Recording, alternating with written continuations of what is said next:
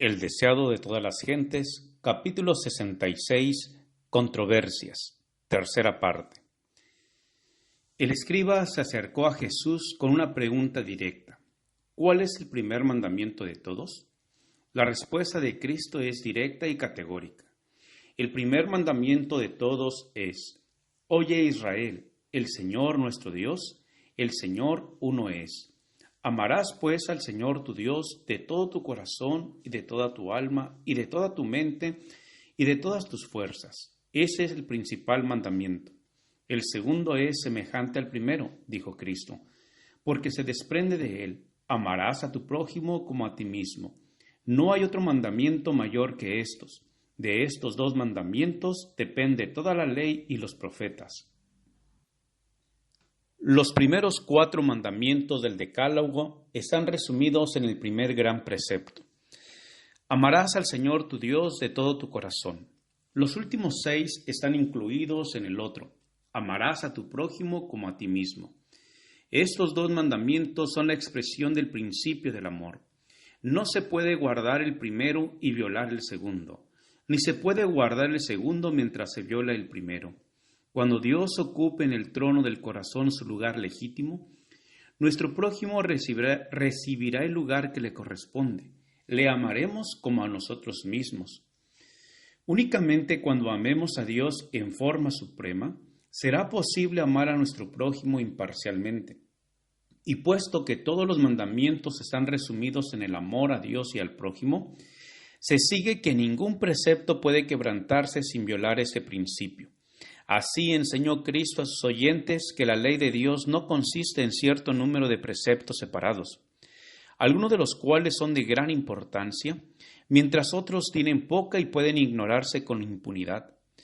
Nuestro Señor presenta los primeros 4 y los últimos 6 mandamientos como un conjunto divino, y enseña que el amor a Dios se manifestará por la obediencia a todos los mandamientos. El escriba que había interrogado a Jesús estaba bien instruido en la ley y se asombró de sus palabras. No esperaba que manifestase un conocimiento tan profundo y cabal de las Escrituras. Obtuvo una visión más amplia de los principios básicos de los preceptos sagrados, delante de los sacerdotes y gobernantes congregados.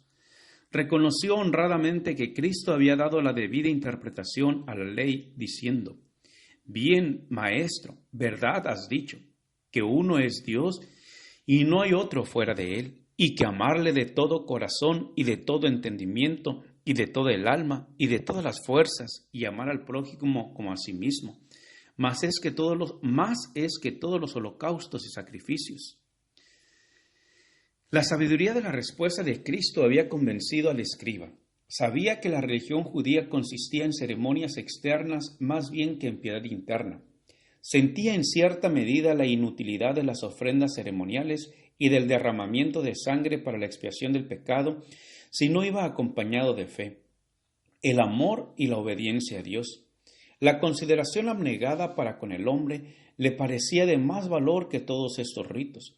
La disposición de este hombre a reconocer la corrección del raciocinio de Cristo y su respuesta decidida y pronta delante de la gente manifestaban un espíritu completamente diferente al de los sacerdotes y gobernantes.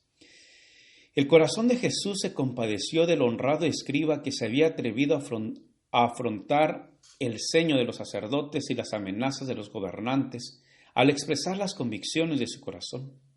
Jesús entonces, viendo que había respondido sabiamente, le dice: ¿No estás lejos del reino de Dios? El escriba estaba cerca del reino de Dios porque reconocía que las obras de justicia son más aceptables para Dios que los holocaustos y sacrificios.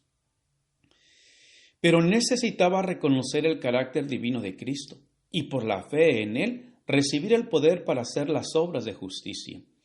El servicio ritual no tenía ningún valor a menos que se hubiese relacionado con Cristo por una fe viva.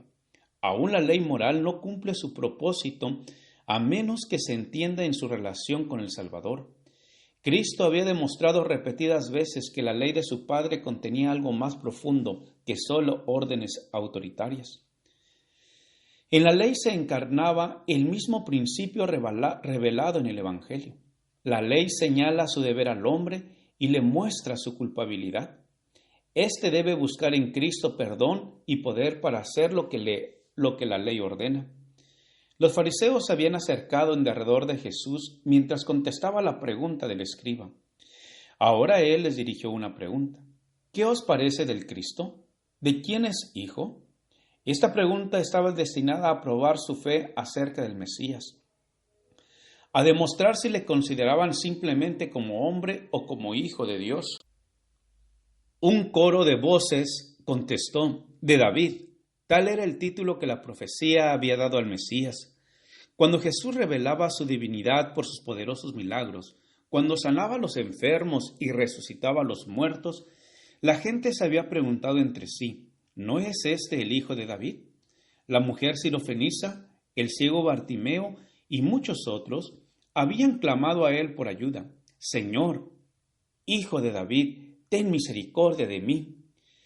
Mientras cabalgaba en dirección a Jerusalén, había sido saludado con la gozosa aclamación, Hosana al Hijo de David. Bendito el que viene en el nombre del Señor.